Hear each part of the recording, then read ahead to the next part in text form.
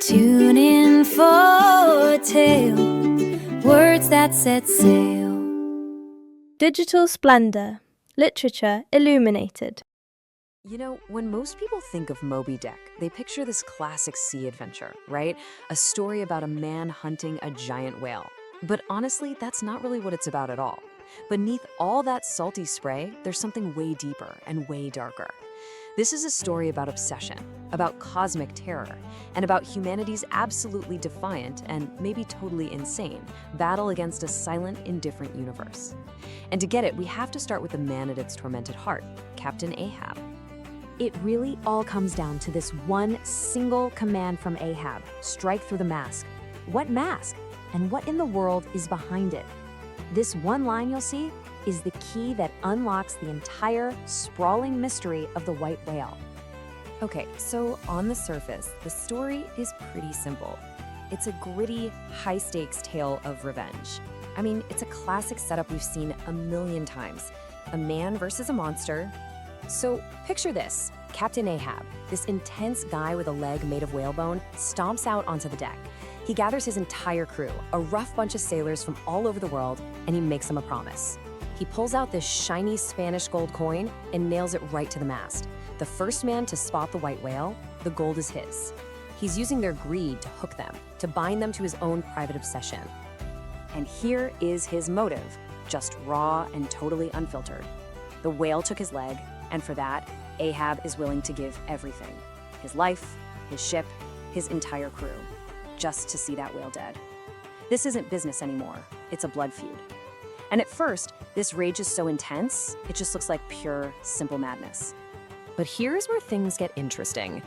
As the ship, the Pequod, sails further and further from home, we start to realize something. Ahab isn't just hunting an animal. No, he's hunting an idea. Something much, much bigger and way more terrifying. His first mate, Starbuck, he's the voice of reason here.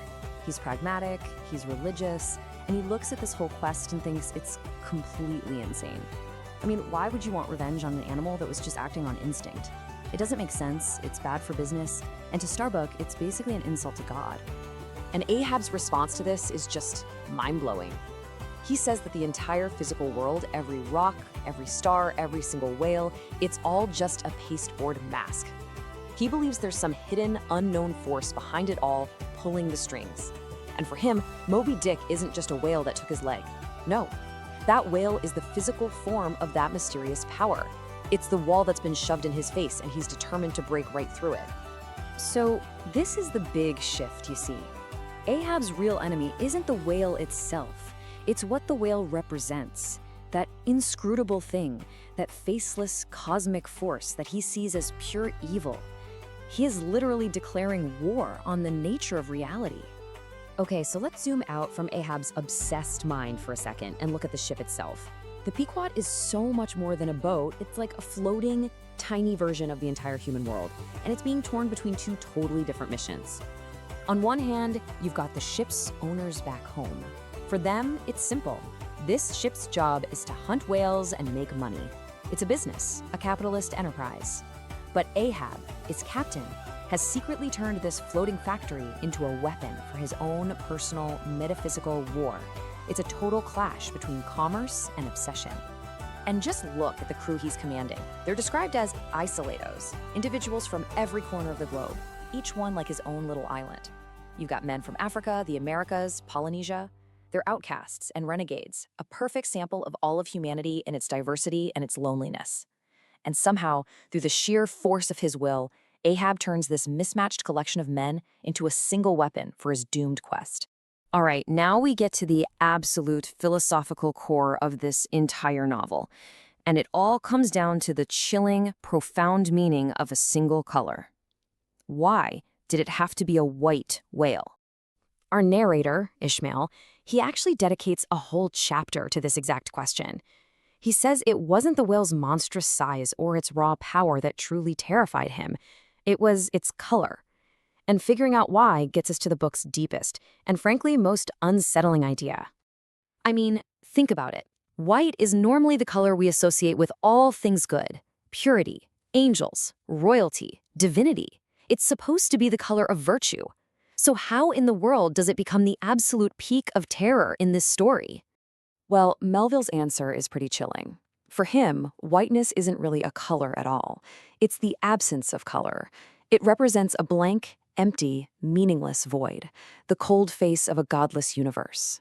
Ishmael really breaks it down for us. He says the whiteness of a snowy landscape hints at the heartless voids of space. It's a dumb blankness that carries the terrifying idea of annihilation. When you strip away all the color, what are you left with? For him, it's the color of atheism, of a universe without a god, without meaning, without anything that cares about us. So Moby Dick becomes the living, breathing symbol of this terrifying concept. He is the universe staring back at humanity, not with evil, not with malice, but with something maybe even worse, complete, horrifying indifference. Just a blank, white wall. And once you get that, it completely redefines Captain Ahab. He stops being just a vengeful madman. He becomes this tragic, almost heroic figure. He's humanity's champion in a war that absolutely cannot be won. He says it himself. It's not the whale's strength that he hates. It's the inscrutable thing behind it. He's one of the only people who can see the terrifying emptiness for what it is, and instead of running from it, he decides to fight it, to punch through that mask. This, right here, is the absolute height of human defiance. Ahab refuses to bow to any power, not the economy, not his crew's safety, not even God or the sun itself. In his crazy quest to confront the ultimate truth, he declares himself completely free, beholden to nothing. It's terrifying, but there's something incredible about it. The final showdown is this brutal 3-day chase. And each day, the destruction just gets worse. Boats are smashed to pieces. His ivory leg is shattered again. The whale is just an unstoppable force of nature. And yet Ahab never, ever gives up. He just keeps pressing the attack, even as his entire world is literally being torn apart around him. And the end? Well, it's inevitable. You can't declare war on the universe and expect to win. The ship, this little floating world of humanity, gets dragged down into the abyss, completely consumed by one man's quest. Of the entire crew, only Ishmael, the guy who was just watching it all happen, survives to tell us the story. Which, of course, brings us to the final, haunting question. If victory was always impossible, if the fight could only end in total destruction, what was the point of any of it? Why do we still talk about this book as one of the greatest ever written? Maybe the meaning isn't in winning at all. Perhaps Melville's great insight is that the ultimate human act is to see the terrifying, meaningless void for exactly what it is and to strike at it anyway, to refuse to bow even when you're facing certain doom. Truth has no confines, and the tragic, noble, crazy pursuit of it, well, that might just be what makes us human.